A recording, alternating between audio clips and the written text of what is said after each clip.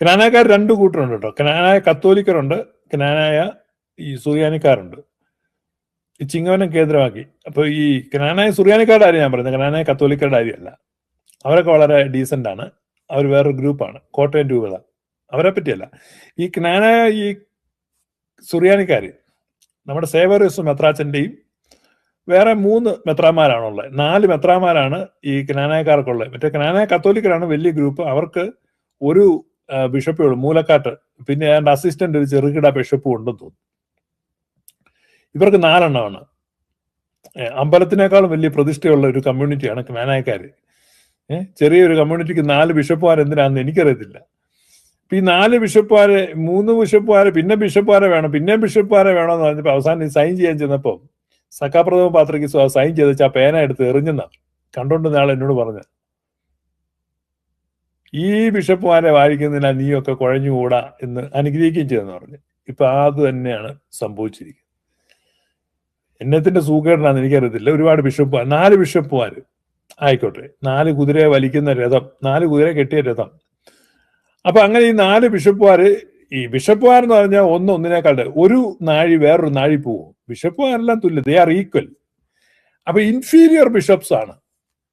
അപ്പൊ ക്നാനായ കമ്മ്യൂണിറ്റിയിൽ സേവറിയോസ് എന്ന് പറഞ്ഞ് മുന്തിയനം ബിഷപ്പ്, പിന്നെയുള്ളത് ഗ്രിഗോറിയോസ്, പിന്നെയുള്ളത് സിൽവാനിയോസ്, പിന്നെയുള്ളത് ഈവാനിയോസ്. ഇപ്പൊ ക്നാനായക്കാര് പറയാണ് വരേണ്യ വിഭാഗത്തിൽപ്പെട്ട ബിഷപ്പ്, ഗ്രേഡ് 1.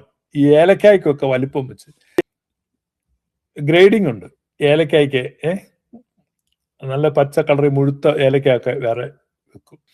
അപ്പൊ ഗ്രേഡിംഗ് ആണ് ബിഷപ്പുമാർക്ക്. ക്നാനായക്കാർ അരിപ്പയിലിട്ട് അരിച്ച് ആട്ടി. മുഴുത്ത ബിഷപ്പ് സേവോറിയോസ്, ഇപ്പൊ ഗ്രിഗോറിയോസോ കുറഞ്ഞത്. അപ്പൊ അവരൊരു പേരിട്ടു സഹായമെത്രാൻ. ആരുടെ? എന്ത് സഹായമെത്രാൻ? സഹായമെത്രാൻ. ഇപ്പൊ സഹായം പോയിട്ട് നിസ്സഹായമെത്രാൻ എന്ന് വേണം പേരിടാൻ. അപ്പൊ ഒരു മെത്രാനും 3 നിസ്സഹായ മെത്രാന്മാരുമാണ് ക്നാനായ കമ്മ്യൂണിറ്റിയിലുള്ളത്. ക്നാനായ കമ്മ്യൂണിറ്റിയോട് എനിക്കൊരു കാര്യം പറയാനുള്ളൂ, നിങ്ങളൊക്കെ ആരാ ബിഷപ്പുമാരെ ഗ്രേഡ് ചെയ്യാൻ? There is no such thing. Bishop is a bishop. മെത്രാച്ചൻ എന്ന് പറഞ്ഞാൽ മെത്രാച്ചനാണ്. സേവറിയസ് മെത്രാനും ഗ്രിഗോറിയസ് മെത്രാനും സിൽവാനിയോസ് മെത്രാനും ഈവാനിയോസ് മെത്രാനും ക്നാനായ സുറിയാനി വിഭാഗത്തിലെ 4 മെത്രാന്മാരാണ് 4 മെത്രാൻസ്. 4 മെത്രാന്മാരും തുല്യരാണ്, സമതുല്യരാണ്, സമതുല്യരാണ്, സമതുല്യരാണ്, സമതുല്യരാണ്, സമതുല്യരാണ്, സമതുല്യരാണ്, സമതുല്യരാണ്. They are coequal, they are coequal, they are coequal, they are coequal, they are coequal, they are coequal. They are no difference, no discrimination, no grading. 4 പേരെ ഒരുപോലെ വാഴിച്ചതാണ്. 4 പേരും ഒരേ ശൽമൂസ, 4 പേരും ഒരേ സ്ഥാത്തിക്കൊണ്ട്, 4 പേർക്കും ഒരേ രീതിയിലാണ് അവര് അമാലോക്യ വായിച്ചിട്ടുള്ളത്. അവര് 4 പേരും ഏറ്റുപറഞ്ഞ വിശ്വാസം ഒന്നാണ്. 4 പേരും സുറിയാനി സഭയുടെ മെത്രാന്മാരാണ്. നിങ്ങൾ എന്തിനു വാഴിച്ചു എന്നുള്ളത്, that is a question you have to answer. നിങ്ങളുടെ ക്നാനായ സമുദായത്തിന്റെ കമ്മിറ്റിയും നിങ്ങളുടെ വേറൊരു സാധനം ഉണ്ട്, അതിന്റെ പേര് ഞാൻ മറന്നുപോയി, അസോസിയേഷനും കൂടെ ഉത്തരം പറയണം. You have to answer. നിങ്ങൾ എന്തിനാ വാഴിച്ചേ?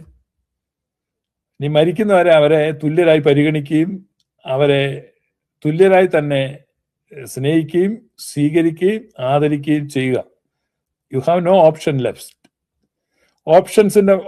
ഓപ്ഷന്റെ മലയാളം അറിയാവുന്നവർ എഴുതുക. അപ്പൊ നോ അതർ ഓപ്ഷൻ. അപ്പൊ ഗ്രിഗോറിയസ് തിരുമേനിയും ഈ സിൽവാനിയോസ് തിരുമേനിയും ഈവാനിയോസ് തിരുമേനിയും നിസ്സഹായന്മാരാക്കാൻ നിങ്ങൾ നോക്കുന്നു. അവിടെയാണ് ഈ ക്നാനായ സമുദായത്തിന്റെ പ്രശ്നം. നിങ്ങളായിരിക്കും കുറ്റക്കാർ. നേരം പുലരും വരെ നിങ്ങൾ താമസിച്ചാൽ നിങ്ങളായിരിക്കും കുറ്റക്കാർ. നിങ്ങളായിരിക്കും കുറ്റക്കാർ. കാരണം അക്ഷന്തവ്യമായ അപരാധമാണ്. So no excuse, no excuse. ഇപ്പൊ സേവറിയസ് മെത്രാച്ചൻ ചെയ്യുന്ന കാര്യത്തിന് ക്നാനായക്കാരുടെ കമ്മ്യൂണിറ്റി 99% ആളുകളും അദ്ദേഹത്തിന്റെ കൂടെ നിന്നാലും ഞാൻ ഇവിടെ ഒറ്റയ്ക്ക് നിന്നിട്ട് പറയും he is wrong. No justification. ഒരു ന്യായീകരണവും ഇല്ല, ഒരു നീതീകരണവും ഇല്ല. Is in the hierarchy. പാത്രിയർക്കീസ് ബാവ അദ്ദേഹത്തിന്റെ സുപ്പീരിയർ ആണ്. പാത്രിയർക്കീസ് ബാവ കൽപ്പിച്ചാൽ അനുസരിച്ചിരിക്കണം. നിന്റെ വാക്ക് വിട്ട് ഞാൻ ഇടത്തോട്ടോ വലത്തോട്ടോ മാറുകയില്ല എന്ന് വിശുദ്ധ മദ്ബഹയെയും വിശുദ്ധ തിരുവെഴുത്തുകളിനെയും വിശുദ്ധ ദൂതന്മാരെയും പരിശുദ്ധ പിതാക്കന്മാരെയും പരിശുദ്ധ കന്യകാമറിയത്തെയും ത്രിയേക ദൈവത്തെയും സാക്ഷി നിർത്തി പ്രതിജ്ഞ ചെയ്തതാണല്ലോ. He is fully human in his manhood and fully divine is his Godhead. After the union there is no division in the person, nature, operation of the Lord. By his power he healed the blind, raised the dead, and performed the Mother of God. All the saints, your holiness, their graces, the honorable assembly of the clergymen and the respectable congregation. I shall do nothing contrary to the pledges laid down as above. Whenever I break these promises and pledges and disobey the commands and orders of His Holiness, the Patriarch and his successors. ആണോ അല്ലയോ? നിങ്ങൾ കത്തോലിക്ക സഭയിലോട്ട് നോക്കും. Zero Malabar സഭയിൽ ഒരു കാലത്ത് കർദിനാൾ George Alencherry major arch ബിഷപ്പായിരുന്നു. ഇപ്പം അവിടെ ഇരിക്കുന്നു. അദ്ദേഹത്തിന് ഒരു പ്രശ്നവുമില്ല. ഞാനും അധികാരത്തിന് കീഴ്പ്പെട്ട ഒരു മനുഷ്യൻ. ഒരുത്തനോട് പോക എന്ന് പറഞ്ഞാൽ പോകുന്നു, വരിക എന്ന് പറഞ്ഞാൽ വരുന്നു.